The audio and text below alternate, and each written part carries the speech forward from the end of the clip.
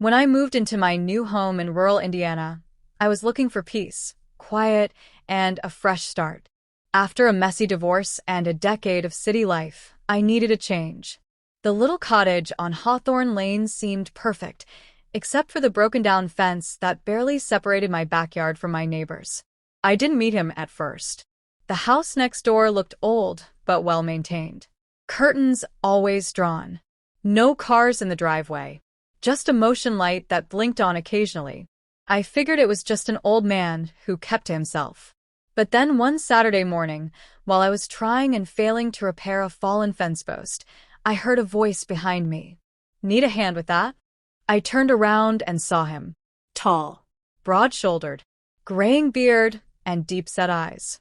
He looked like a retired lumberjack. He extended a hand. "I'm Jack Peterson. I live next door." I blinked, caught off guard. "Oh, hi. I'm Emily Harris." "Yeah, I could really use a hand, actually."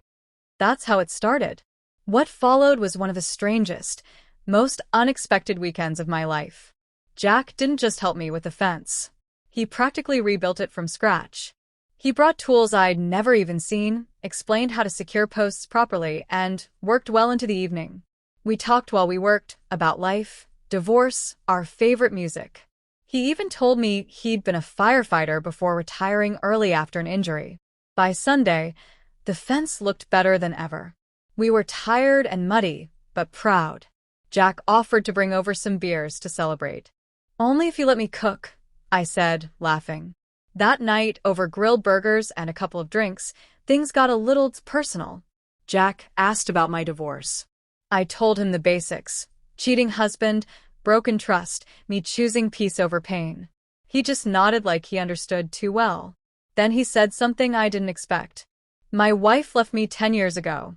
Said I was too quiet, too boring. Truth is, I never got over it." We locked eyes for a second too long. Then a long silence. That's when we heard the sound, a loud snap from the newly fixed fence. We both jumped up, rushed outside. There, under the motion light, was a teenage boy. He froze when he saw us. "Hey!" Jack shouted. The kid bolted. I recognized him. It was Tyler, a high schooler from down the road. I'd seen him skateboarding before. But what was he doing by my fence? Jack walked over and found something caught on the nails, a backpack. We opened it. Inside were bolt cutters, a flashlight, and some of my mail. He'd been stealing from me. I felt a chill. For weeks, I thought packages were just late or lost. But this kid had been sneaking around my house. Jack called the local sheriff. They caught Tyler within the hour. Turns out he'd been breaking into houses around the neighborhood for months and using the cover of the broken fence line to sneak in.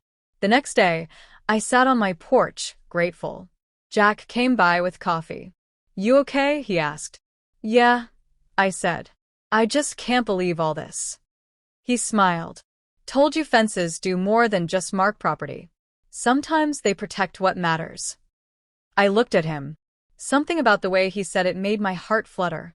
That week, I invited him over again. We shared dinner, stories, and even a slow dance on my back porch.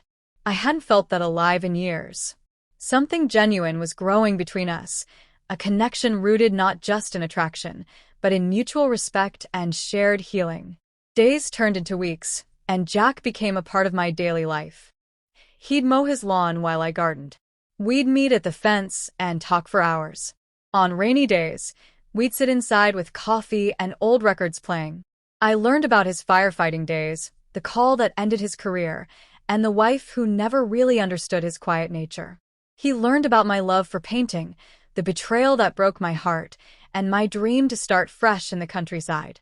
One evening, Jack surprised me with a small wooden gate he built into the fence, a symbolic gesture that said everything.